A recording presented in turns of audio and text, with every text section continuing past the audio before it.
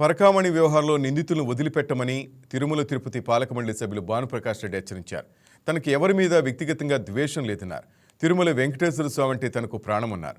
పరకామణిలో చోరీపై ప్రత్యర్థులు తాను పెట్టిన కేసును వదిలేయాలంటూ తీవ్రంగా వేధిస్తున్నారని, తనపై తీవ్రమైన ఒత్తిడి ఉందన్నారు.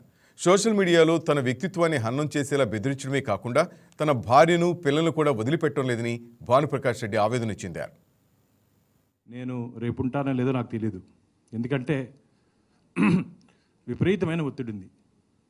నువ్వు మీటింగ్ పెట్టద్దు, ఈ కేసును వదిలేయి, యూట్యూబ్లో సోషల్ మీడియాలో ఎంత నా వ్యక్తిగతంగా డ్యామేజ్ చేయాలో చేస్తున్నారు. నా కుటుంబంలో నా భార్య పిల్లలు బాధపడుతూ కూడా బాను నువ్వు ముందుకు పో అని చెప్పారు. ఎందుకంటే నాకు వెంకటేశ్వరం అంటే ప్రాణం.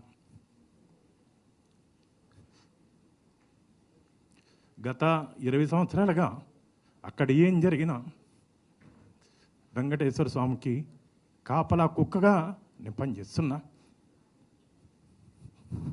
చాలా బాధగా ఉంది.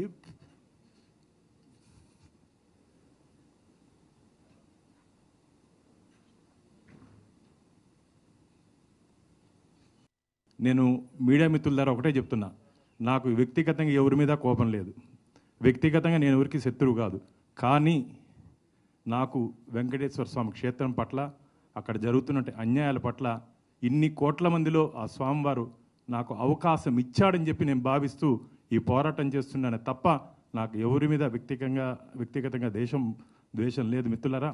కాబట్టి పెద్దలందరూ కలిసి ఒక మంచి నిర్ణయం తీసుకొని ఈ కేసులో ఎవరెవరికి సంబంధం ఉందో అందరినీ వెంకటేశ్వర స్వామి ముందు నిలబెట్టే రోజు దగ్గరలోనే ఉందని చెప్పి నేను ఆశాభావాన్ని వ్యక్తం చేస్తూ మరోసారి ఆ స్వామివారి సేవకుడిగా ఎప్పుడు ఉంటానని చెప్పి మీ అందరి తరపున స్వామివారిని కూడా నాకు శక్తిని బలాన్ని ఇవ్వాలని చెప్పి కోరుకుంటున్నా. గోవింద నారాయణ. నేను రేపు ఉంటానో లేదో నాకు తెలియదు, ఎందుకంటే విపరీతమైన ఒత్తిడి ఉంది.